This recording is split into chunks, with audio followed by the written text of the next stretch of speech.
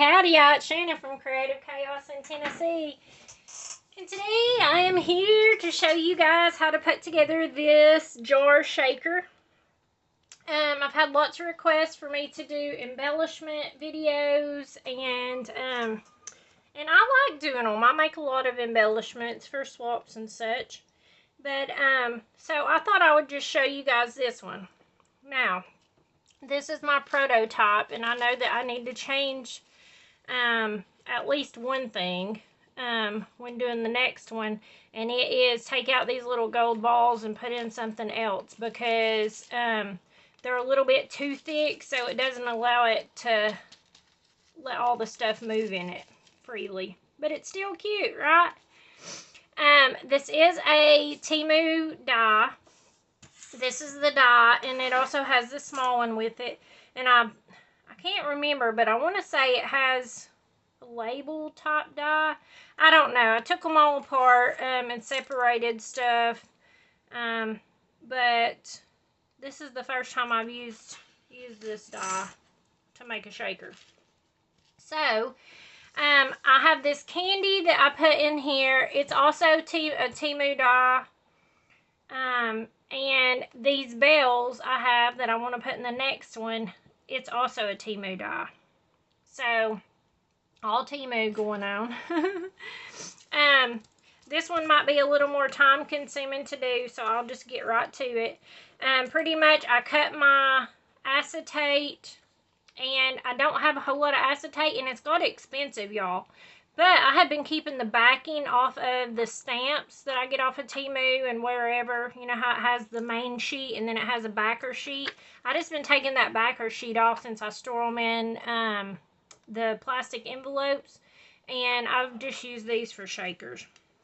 So when I run the die through, I just run this part through this to get the top cut out in metallic. And then, of course, to cut this, you cut this like this, and then for this one, you're just putting them one inside of the other, and then I put washi tape down to run it through my machine so that it's even on both sides. So, I'm sure a lot of y'all's already made a shaker, but I just wanted to walk you through it because sometimes it is a little confusing. I know I had a lot of trouble with my first few shakers that I ever made. And pretty much you could cut this out like, you know, 5 or 6 more times and then glue them and glue them and glue them and glue them so that it stacks it up. Or they have also a foam that you can run through. It's made for die cutting. Like the fun foam will not work because it does not hold its shape. Like it just smushes it up and it's not correct. But they do make special foam for die cutting, tape foam, and it works well if you have it. These are actually really big jars. I mean, I have big hands. I'm 5'11". And so this is a really big die. But I just cut this stuff out. In the end, we're just gonna glue it together. So, in order to put my plastic piece on, I do like to use tacky glue. You could also use the little thin or red line tape to help make sure the plastic holds well. But I do put it all the way around, but I try to go sparingly because it will run out along the edges a little bit. And you don't want a big gluey mess, because even though it dries clear, it still makes a big mess.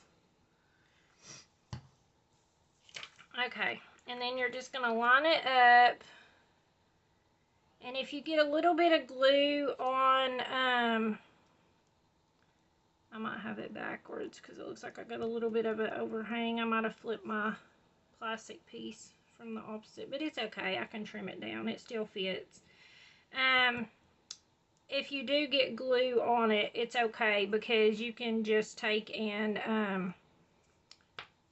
rub it off once it gets dry. Like it's easy to rub the glue off. And I got a big old dot there. I got a mess rolling on here. Okay. And as you can see, there's a little bit of overhang, so I'm just gonna I'm just going to trim it. Well, I don't know how well y'all can see it. I should probably work on a dark surface, but I've had cataract surgery, so I can't see well on dark surfaces. That's why I have my table white. Okay. And like I said, you can just scratch this off once it dries up. And then it's good as new.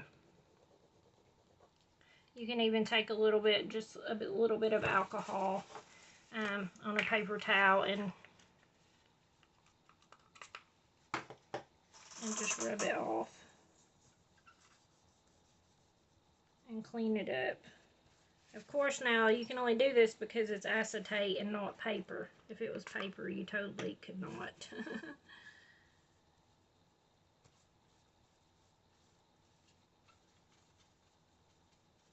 That's one of my pet peeves with die cuts. You have to be easy with the glue and clean it up because, I mean, it makes it look messy and unfinished if there's glue everywhere. But it's an easy fix to get rid of it. Okay, so now we have that glue down. Now the next one is the big thing. If you're not using the foam or piling them up, multiple die cuts, which I didn't want to try to line them up perfect with this, I'm just going to use thin foam tape. So I'm just going to cut a little bit at a time and line it around, but I need to make it thinner because the sides are so thin. So I'm just going to cut this in half. And these are non-stick scissors, so the glue doesn't really pile up on them. And pretty much this is the most time-consuming part right here, is just going around and lining up all the tape all the way around. But leave the backer piece on your tape. Don't pull it off yet, because if you do, you're going to have everything sticking to it when you're trying to fill your shaker up. Don't ask me how I know. I speak from experience. And it's a mess. Okay. We're just going to keep going. Hopefully I'm in frame and y'all can see.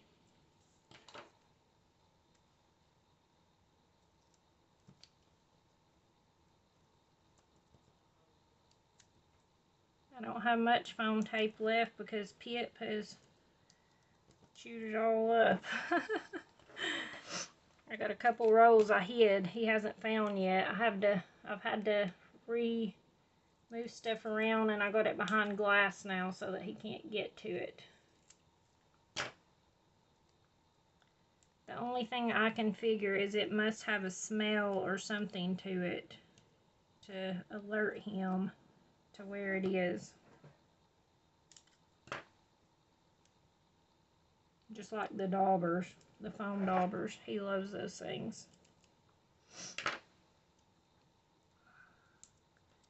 Okay, there's that. And you have to just keep cutting them smaller to fit around these little parts.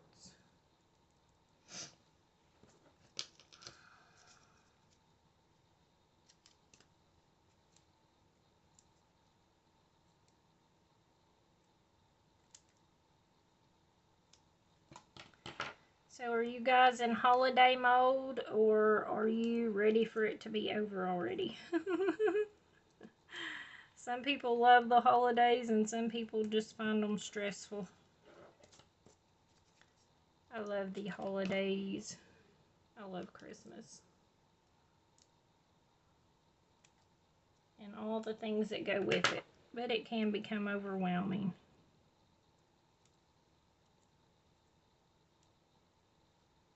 Okay, let's see. I got a piece here I need to fill in. And one more little piece there.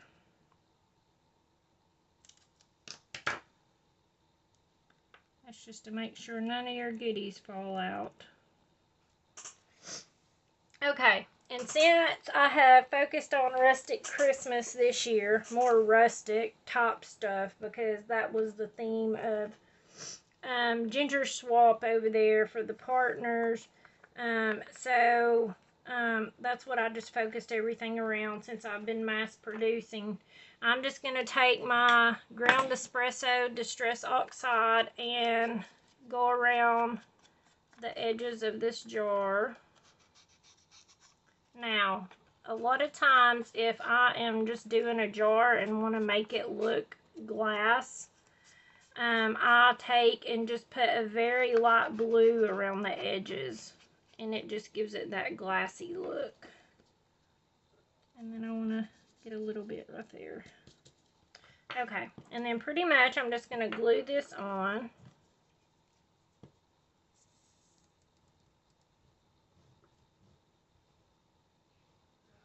My tacky glue doesn't want to come out. Ah, I got it on the table and on my finger and everywhere. Okay.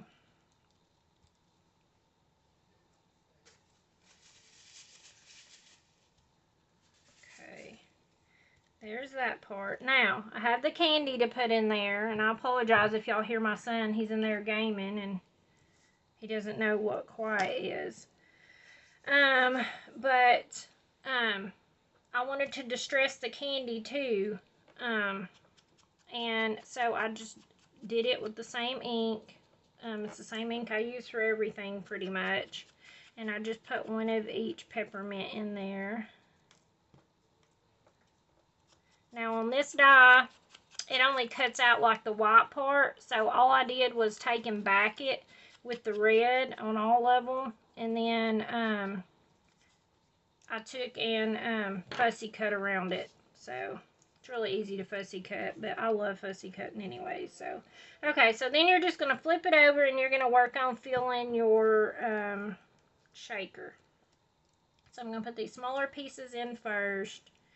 Okay, and then you just use whatever you have. I think instead of putting the little gold balls in this time, I might put some of these gold stars, a few of them.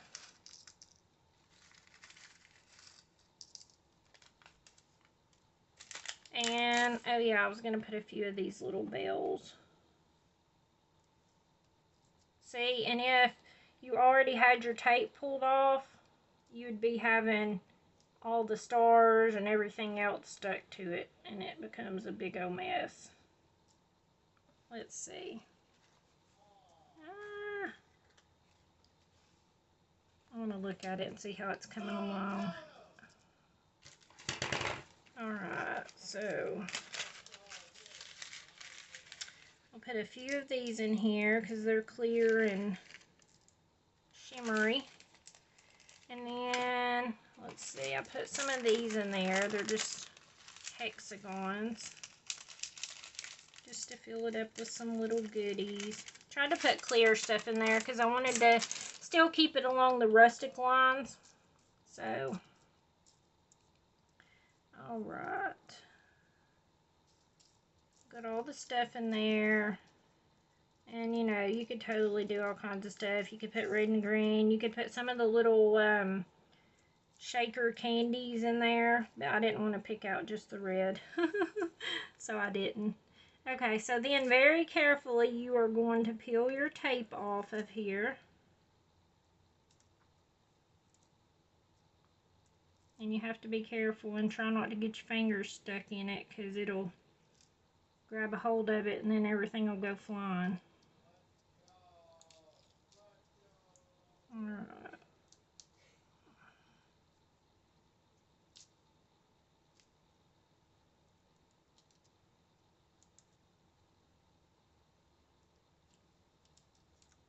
Sometimes it helps to just hold your finger on the center just to hold everything down so it's not flying, so that your finger don't get stuck in the tape.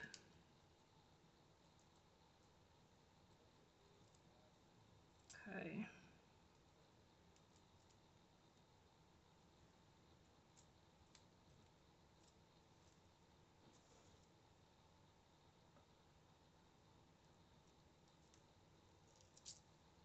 Okay, I think that's all of it. All right. So then, oh yeah, I did ink this out a little bit so that it would show through behind. So I just went around.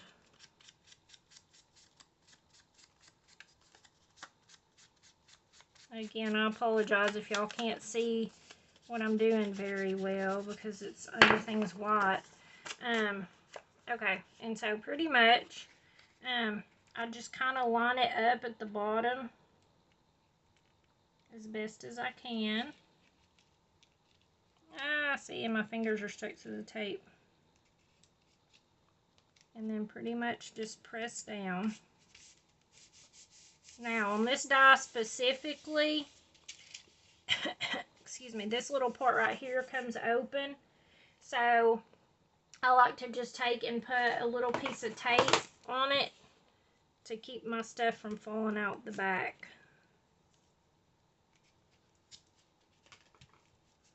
So, and then you have your shaker. Look how cute. Is that not adorable? I love it. Alright. So, I hope you guys will give it a try. You can do all kinds of things. It doesn't have to just be a jar or this specific die. I have several videos that I have done showing how to make shakers out of basic shapes and things like that. So, hopefully y'all will join me as I continue on my embellishment journey with the holiday embellishments. And until next time, bye y'all.